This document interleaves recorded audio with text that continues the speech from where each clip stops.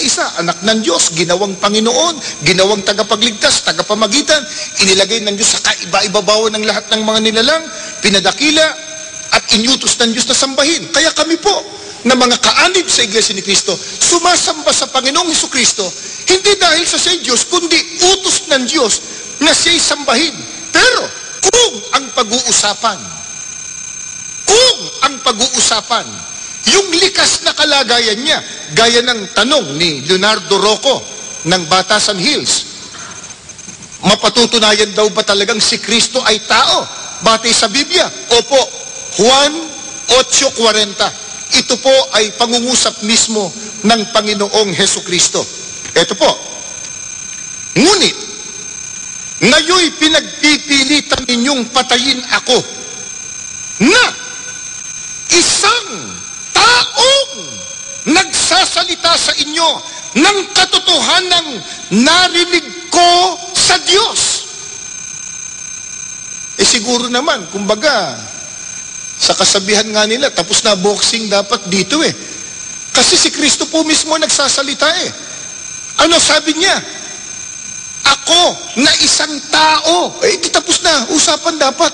Siya may sabing siya'y tao Anong uring tao siya?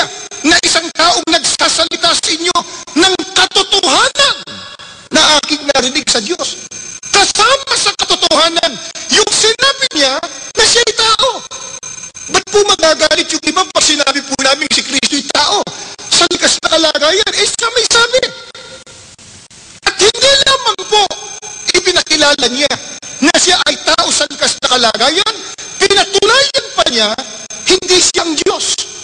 Na iba siya sa Diyos. Sapagkat ang sabi niya, isang taong nagsasalita sa inyo ng katotohanan narinig ko sa Diyos. Iba po ang Diyos na napakinggan ng taong si Kristo. Iba si Kristo na taong nakarinig sa Diyos. At hindi lang yan. Nang iwan ni Kristo ang mga apostol, umakyat na po siya sa langit sa piling ng tunay na Diyos, ng Ama. Naiwan po mga apostol dito sa lupa. Ano ipinangaral ng mga apostol? Kung ano ang tunay na likas na kalagayan ni Kristo. Dito po sa unang Timoteo 2:4-5, babasahin ko po sa inyo. Ito po. Nais ng Diyos na ang lahat ay maligtas at malaman ang buong katotohanan na ito nga ay meron lamang isang Diyos at si Kristo Jesus ang tanging makapaghahatid sa atin sa Diyos. Si Jesus ay totoo ngang tao at ibinigay niya ang kanyang sarili upang iligtas tayong lahat. Ito sabi ng mga apostol. Ano sabi? Si Kristo ay totoo ngang tao. Pag sinabi mong hindi siya tao, yun ang hindi totoo. Alin po ang totoo? Yung sinabi ni Kristo at itong ipinangaral ng mga apostol. Meron silang sinasabi ka, Joel ang sabi po nila, kapatid na Arnel, meron bang mababasa sa Biblia na mismo ang Diyos nagpapatunay na si Kristo'y tao sa kalagayan? Meron tayong mababasa niya. At hindi lang yan, ang isa pang sinasabi nila, kapatid na Joel, kung hindi Diyos si Kristo, ba't anya nakagagawa ng himala o milagro? Huwag po nating kalilimutan, kahit ang dyablo gumagawa ng milagro para dayain ng tao Pero tunay bang Diyos yun? Ang mga propeta, ng mga nauna, panahon ng mga magulang, panahon ng mga propeta, nakagawa din ng mga milagro. Ibig ba sabihin, Diyos sila? At ang totoo, ang mga apostol man, gumawa din ng milagro. Pero ibig ba sabihin, Diyos din sila? Darami ang Diyos pagka ganon. Pero, ang tanong, kung si Kristo man po na ating Panginoon, nakagawa ng mga himala, kababalaghan, milagro, ano lamang pong ibinabadya nun? Ibig bang sabihin siya'y Diyos? Ito po, babasahin ko po sa Gawa 2:22. Ganito po ang turo ng banal na kasulatan. Mga lalaking taga-Israel Pakinggan ninyo ang pananalitang ito, si Jesus na taga Nazaret, taong pinatunayan sa inyo ng Diyos sa pamamagitan ng himala at mga kababalaghan at mga tanda na ginawa ng Diyos sa gitna ninyo sa pamamagitan niya. Gaya ng alam na ninyo. Ang gumawa pala noon, sino po? Ang Diyos. Kinasangkapan lang ang ating Panginoong Jesucristo sa pamamagitan ni Kristo. Pero namamalagi po, ang sabi, anong likas na kalagay ni Kristo?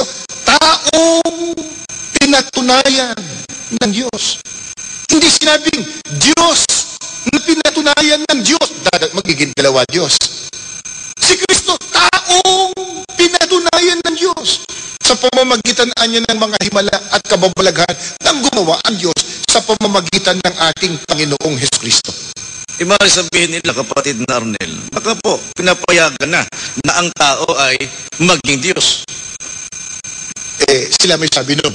Pero yung bang sabi ng Diyos, basahin po natin dito sa Ezekiel 28. Ang talata po ay 2. Ganito po ang itinuturo ng banal na kasulatan. Ito po, anak ng tao, sabihin mo sa prinsipe na sa Tiro, ganitong sabi ng Panginoong Diyos, sapagkat ang iyong puso ay nagmataas at iyong sinabi, ako'y Diyos.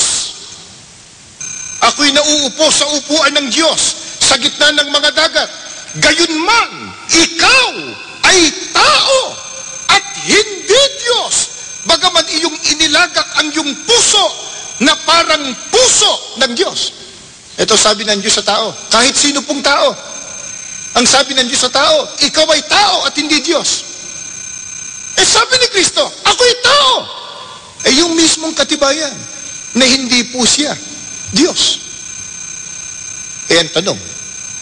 Ngayon kapatid na rin sabihin nila si Kristo, yun ang Diyos na naging tao. Pwede ba yun kapatid na Arnel, ang Diyos ay maging tao? Una, yung sinabing yun, wala sa Biblia.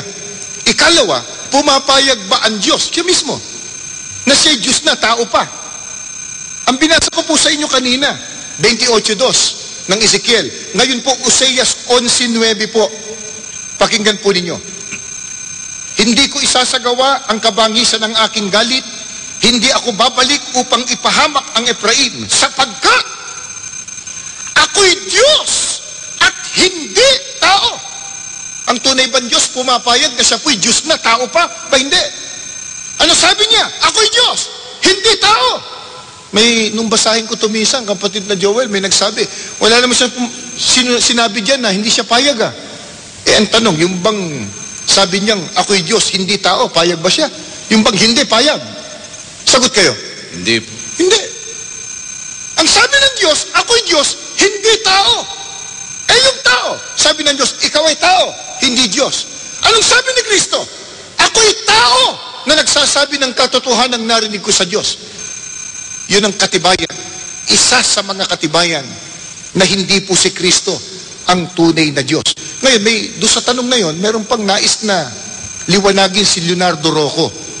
Ang sabi niya kasi, kapatid na Joel, sa tanong, paano yung patutunayan si Kristo ay tao at hindi ka pantay ng Diyos? Doon pala sa kalagayan, pag binasa mo sa Juan 4:24, ang Diyos Espiritu. Kanina, binasa natin, 8:40, si Kristo ay tao. Pero, bukod doon, babasahin ko po sa inyo itong talata. Katunayang hindi magkapantay. 14:28 po ng Juan. Sulat po ninyo, baka may Biblia po kayo sa inyong tahan. Narinig ninyo kung paanong sinabi ko sa inyo, papanaw ako at paririto ako sa inyo. Kung ako'y inyong iniibig, kayo'y mga gagala, dahil sa ako'y pasa sa Ama, sapagkat ang Ama, ang Diyos, ay lalong dakila kaysa akin. Antay ba? Sabi ni Kristo ang Ama, ang Diyos, lalong dakila kaysa akin. Alam po niyo, pag binasa po natin yan sa Bibliang Ingles, halimbawa, dito po sa Biblia, kung tawagin ay Knox version, mabasahan ko po yung Juan 14:28, John 14:28. You have heard me say that I am going away and coming back to you. If you really love me, you would be glad to hear that I am on my way to my Father. My Father has greater power than I. Ang Ama, may higit, mas makapangyarihan kaysa sa akin. Pantay ba yun? Puntahan pa po natin ang ibang salin ng Biblia.